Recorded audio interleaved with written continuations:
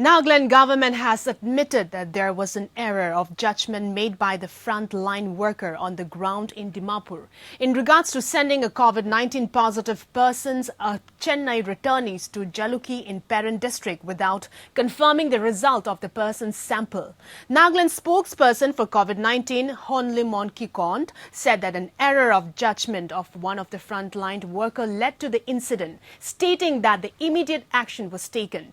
Earlier, altogether 169 returnees were sent to Twingsang 3 days after institutional quarantine at Kohima by violating the mandatory 14 days COVID-19 quarantine protocols.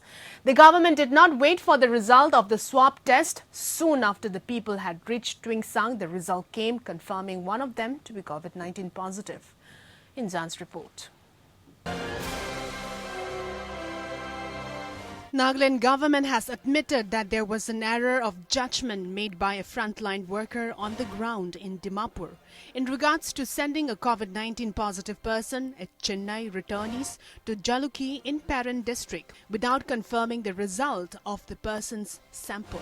Speaking to media person on 5th June, Thursday, Nagaland spokesperson for COVID-19, also advisor for Information, Technology and Communication, Science and Technology and NRE, M. Honlimon Kikond, said an error of judgment of one frontline worker led to this incident, stating that immediate action was taken and the medical department immediately asked for an explanation from the chief medical officer of Dimapur, while adding that a report was promptly made available.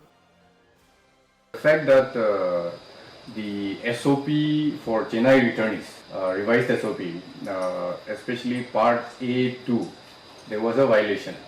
So if you look at it from that perspective, there is a violation, but you should look at the issue from two perspectives. One is that when we identified that there was a error of judgment by the frontline worker there on the ground, Health Department has informed me that they have immediately asked for an explanation from the CMO Dimapur.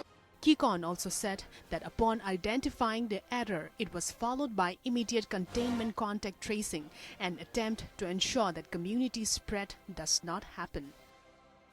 Immediate containment, contact tracing and attempt to ensure that community spread does not happen was initiated, and we are happy to say that at least there is no threat to the community, there is no threat to anyone because of this. Because the government has been able to put our systems in place. Kikond also states that actions were taken and CMO Dimapur have been asked to provide explanation to which he had reported. Therefore, disciplinary action to that nature has been taken, he added. The only similarity is that there was a positive case whose test result was not out and a violation of the revised SOP was there. Therefore, that was the similarity with the Twingsang case. But there the similarity ends.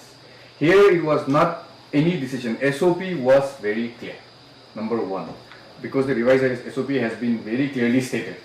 And an error of judgment of one frontline worker led to this incident, whereby the medical department immediately asked for an explanation, which was sufficient enough at this relatively short span of time.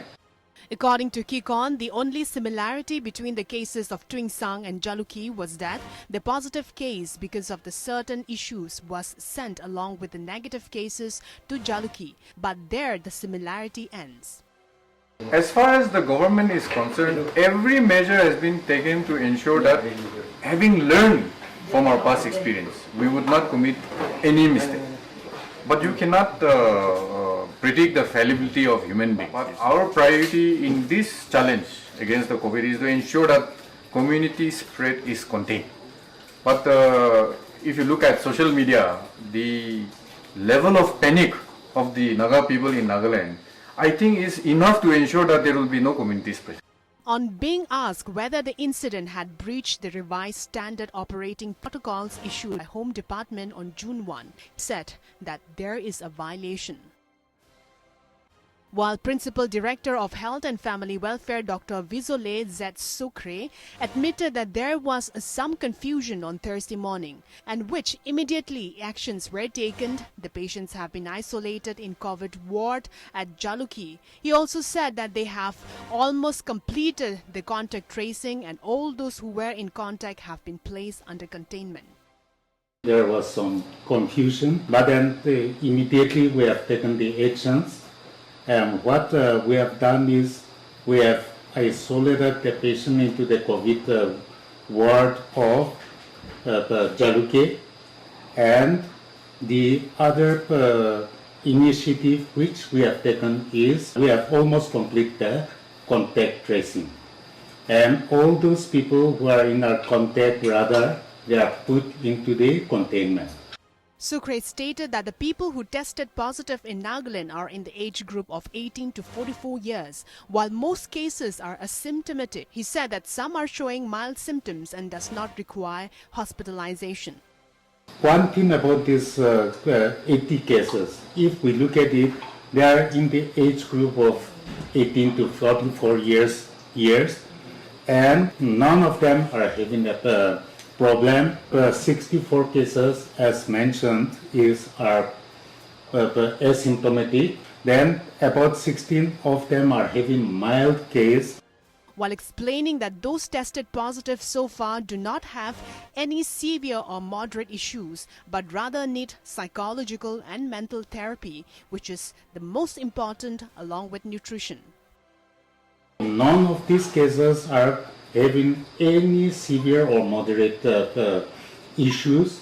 So no ICU, no oxygen requirement, no special medications, but psychological, mental therapy, that is the most important for them, with nutrition.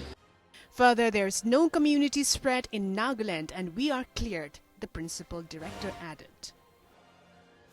With Inzan Bemukhovong, Kohima.